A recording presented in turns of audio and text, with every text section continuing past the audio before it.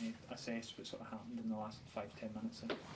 You can't. It's evident that we completely switch off, that we don't stand strong inside our penalty box. It's clear to see that that's now 3 set plays that we've conceded in the last 2 weeks. That's been accountable from the 3 goals that St Johnstone have scored.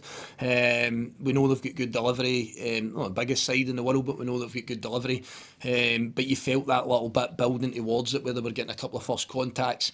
And then ultimately for me, that's where we need to ask the question about that mental strength, that mental capacity to be able to stand strong. Didn't think we'd done well in the second half, felt that we started to drop off the game. And then in this league, symptomatic, if you do that, that's not the message at half time. We want to treat it as if we're leveling the game. We want to treat it as if we're the team that needs to score the next goal, to try and be in the ascendancy, to try and be in the front foot. But once you start to drop off, you start to concede that pressure, you start to concede territory. If that's where we find ourselves in the game, which will be the case further on in the season, you have to have a far better determination to defend your penalty box, and we simply didn't have that today, and that's the end result. From a leading position with 4 minutes or whatever a normal time to go, you end up losing a game of football, and for me that's inexcusable. The first half was improved from last season. Stephen was just in there saying it was a bit more of a return to maybe the first half, which you spoke about. I mean, is that the most frustrating thing, that you've seen what your side can do in the first half, and then the second half just seemed to drop off it? Yeah, 100%. But we sat here last week, didn't we? We sat here 7 days ago and we spoke about the start to the game. We start to rectify that. I always try and give the analogy, when the water's coming in the boat, that you start to plug a gap and you stop the water coming in the boat, and it starts coming in somewhere else.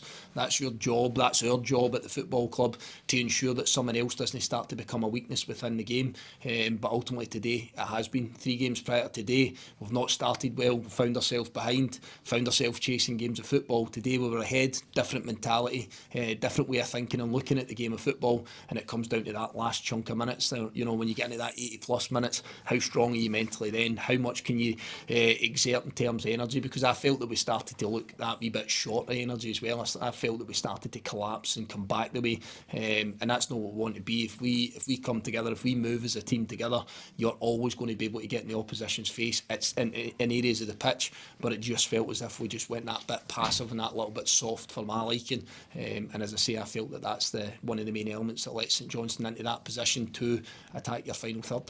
You made 6 changes today. It seemed to work in the first half, didn't it? Yeah, but it doesn't matter. It doesn't matter. At the end of the day, we're trying to get a reaction. We're trying to get a change of outcome. We're trying to get a change of form. Really, generally, you know, we've had a draw against Kilmarnock in that wee run that I'm speaking about. We didn't deserve the draw within that, being brutally honest. So we were trying to freshen things up and see if we can get a different outcome. And that looked promising for stages of the game. But again, I'd dissect it. I think it was asked a question by Ben. You talk about style of football. You talk about how you want to play and all the rest of it. There's so many different facets to that.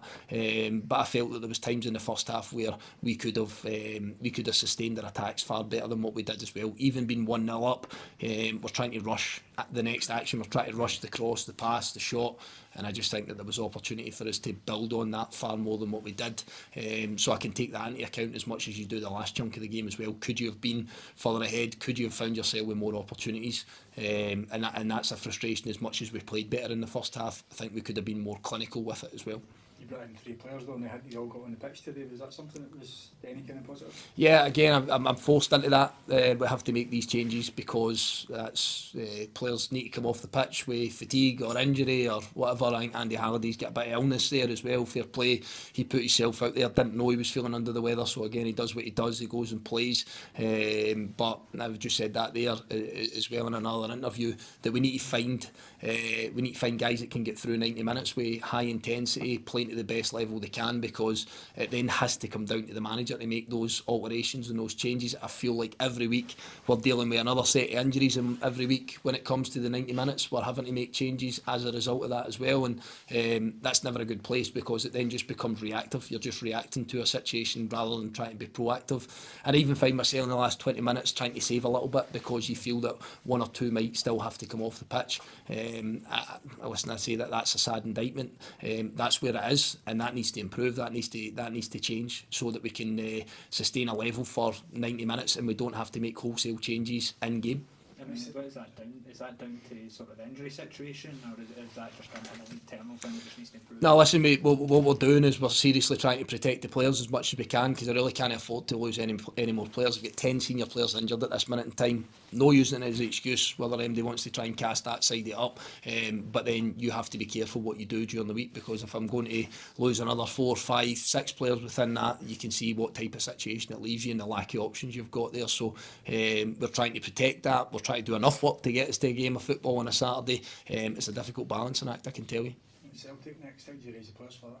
I think naturally that is always a big game of football. That's always one that, well, it's safe to say it's never been one that's been a challenge for us to raise our game for. I feel we've often acquitted ourselves well against Celtic, but it's the next game of football. It's as simple as that. It was the same about raising your levels and your attitude and your desire to go out there and play today. That was everything that was spoke about during the week, and it doesn't change going into Celtic just because it's Celtic. What's the situation with Archie Mayer? Is he another injured, or? We'll have an update on that. Yeah, he sustained an injury, but we'll give you the extent of it once we know the exact time frame and what that situation looks like.